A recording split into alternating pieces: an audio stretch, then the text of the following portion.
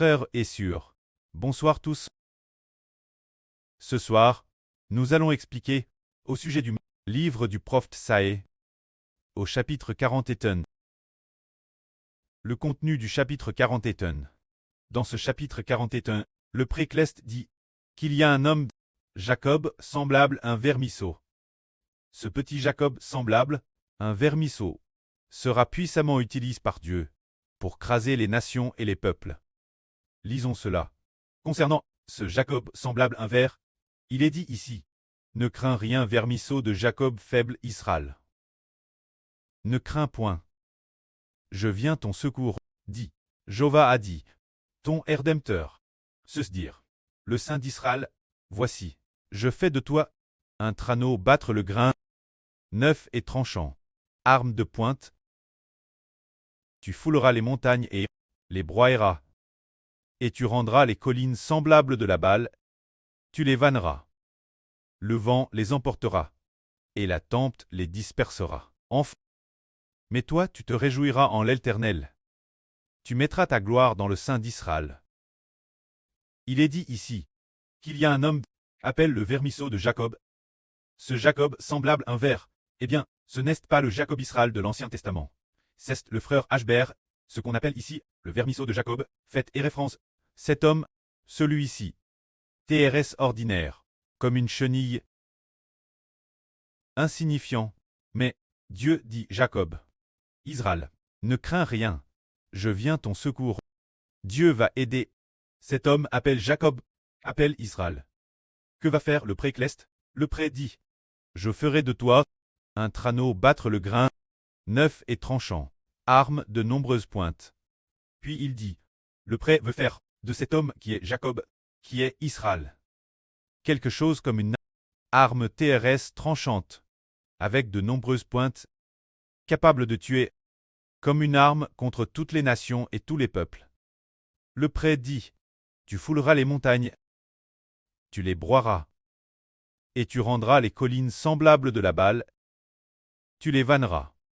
Le vent les emportera, et la tempête les dispersera. Enfin, c'est dire qu'il y a un homme qui va craser les nations et les peuples, pour que les nations et les peuples soient comme de la balle, emportés par le vent. Cela signifie que le frère Ashber doit détruire la bêtise d'Icorne, que le frère Ashber aille brûler la bêtise d'Ixcorne, attaquer la bêtise d'Iscorne, et détruire les rois. Ce moment-là, il est dit, mais toi tu te réjouiras en l'Éternel, et tu mettras ta gloire dans le Saint d'Israël. Mais le frère Ashber se réjouira en l'Éternel, se réjouira en l'Éternel, et, dans le Saint d'Israël, mettra sa gloire. Quand il est dit que le frère Ashber crasera toutes les nations, le précleste enseigne une chose, c'est que l'homme médite sur les œuvres de l'Éternel. Cette grande œuvre, c'est que Dieu ouvrira des fleuves dans le désert. Lisons ce que signifie des fleuves ouverts dans le désert. Le précleste dit, les malheureux et les indigents cherchent de l'eau, et il n'y en a point. Leur langue est dèche par la soif. Moi, l'Éternel, je les exaucerai. Moi, le Dieu d'Israël, je ne les abandonnerai pas. Je ferai jaillir sur les collines dénudes des fleuves et des sources au milieu des vals. Je changerai le désert en tangue et la terre aride en source d'eau. Il est dit ici, les malheureux et les indigents cherchent de l'eau, et il n'y en a point. Leur langue est dèche et gerce par la soif. L'eau ici, n'est-ce pas, l'eau que nous buvons habituellement? Cette eau, elle fait référence, l'eau de la vie, se dire le Saint-Esprit. Il est dit ici, moi, l'Éternel, je les exaucerai. Moi, le Dieu d'Israël, je ne les abandonnerai pas. Je ferai jaillir sur les collines dénudes des fleuves, et au milieu des vals, des sources. Le précleste l'Éternel va sur les collines dénudes. Ouvrir des fleuves, ces collines dénudes ici, font référence, ces endroits qui n'ont jamais eu l'eau de la vie. Mais, plus Dieu veut ouvrir des fleuves, faire jaillir des sources dans les vals, changer le désert en tangue, et la terre aride en source d'eau. Le précleste l'Éternel veut faire en sorte que ce soit comme pour toutes les nations et tous les peuples, qui n'ont jamais reçu le Saint-Esprit de Dieu, ni madame entendu parler d'un endroit où il y aurait le Saint-Esprit. Jéhovah Dieu va verser le Saint-Esprit de l'eau de la vie. Ils sont comme des zones désertiques. Dans le désert, l'eau, il ne pleut jamais. Jéhovah Dieu va y déverser la pluie pour que le désert ait des fleuves d'eau claire lave. Cette métaphore raconte que toutes les nations et tous les peuples, parce qu'ils ne connaissent pas le salut, et ne connaissent pas l'Éternel, sont dèches comme le désert, sans vie. Toutes les plantes se dèchent, rien ne peut pousser, ce qui signifie que la vie de chacun, n'est-ce pas, ne de l'esprit. Mais notre précleste l'Éternel va faire en sorte que parmi toutes les nations et tous les peuples, parmi toutes les nations qui n'ont jamais entendu le nom de Dieu, l'Éternel Dieu leur fera entendre l'eau, ils n'ont jamais reçu l'arrosage de l'eau de la vie de Dieu. Ils feront jaillir des fleuves dans le désert. Se dire faire toutes les nations et tous les peuples. Avoir la bénédiction de recevoir l'eau de la vie donne par Dieu. Ici ensuite, c'est que dans les endroits qui étaient l'origine des desserts, il y aura beaucoup d'arbres. Bien SR le précleste parle, en métaphore du désert, faisant référence au fait que, jamais, la vraie de la vie de Dieu n'est-ce parvenue dans ces lieux. Alors la vraie de Dieu y parviendra. Et ainsi, de TRS nombreuses vies nouvelles apparaîtront. Il est dit ici, je mettrai dans le désert le cèdre, l'acacia, le myrte et l'olivier sauvage. Je planterai dans la solitude le cyprès, le pin et le buis, afin qu'ils voient, sachent, considèrent et comprennent que la main de l'Éternel a fait cela, et que le Saint d'Israël l'acquiert. C'est dire dans les endroits qui n'avaient jamais entendu parler de la vie éternelle comme la Chine, les États-Unis, toutes les nations et tous les peuples qui n'ont jamais entendu parler des nations ayant la vie éternelle. C'est comme une région désertique. Oh, il n'y a jamais eu aucune plante. Le précleste l'Éternel les arrose pourtant de l'eau de la vie. Et l'eau coule l'eau de la vie. Cet endroit trouve la vie.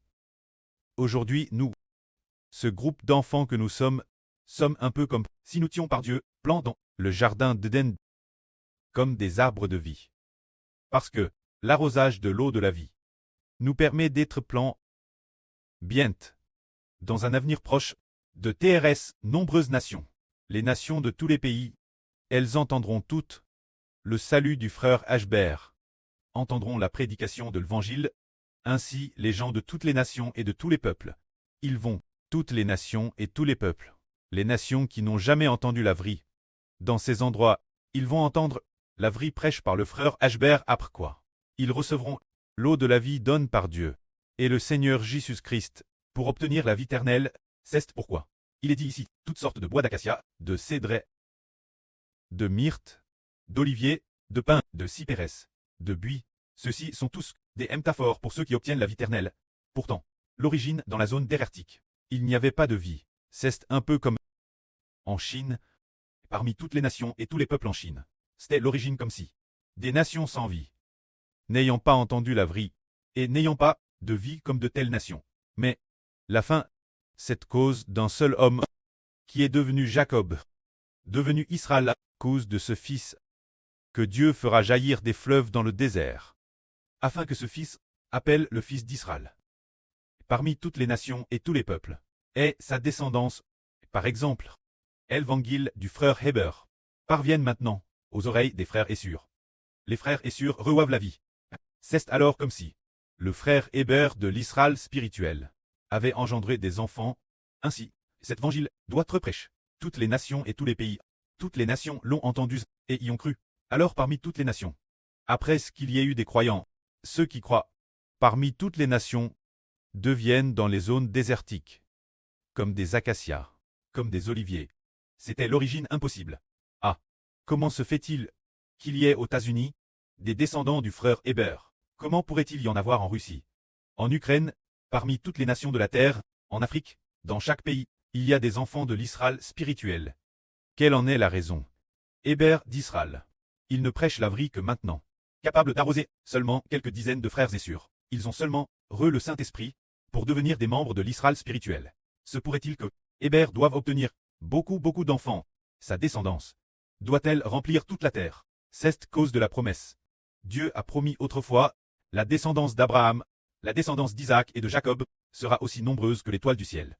Et le sable de la mer, ainsi, l'évangile est prêché maintenant dans les lieux de toutes les nations. Partout parmi toutes les nations. C'est fondamentalement un dessert. Parce que, ils n'ont pas entendu l'évangile du frère Héber, et ne sont pas encore devenus le peuple de Dieu. Mais, dans les nations qui n'ont pas entendu l'évangile du frère Héber, bien éternel, Dieu a promis, il tracera un chemin dans le désert, et fera couler des fleuves dans la solitude. C'est dans ces endroits, les nations qui n'ont jamais entendu l'évangile, qui sont comme des zones désertiques, sans eau de pluie pour les arroser, qui entendront l'évangile, ainsi, des gens de toutes les nations, et de tous les pays, qui croiront l'évangile. Il y a 1 an, ou 2 ans, il semble que ce soit un jour de l'année dernière, le précleste a dit travers le frère Héber, en disant, « Oh, sont les descendants du frère Héber, ceux qui ont la peau noire, beaucoup. » Ce moment-elle, là sur Rebecca a dit, « Waouh, les descendants du frère Ashber ont tous la peau noire.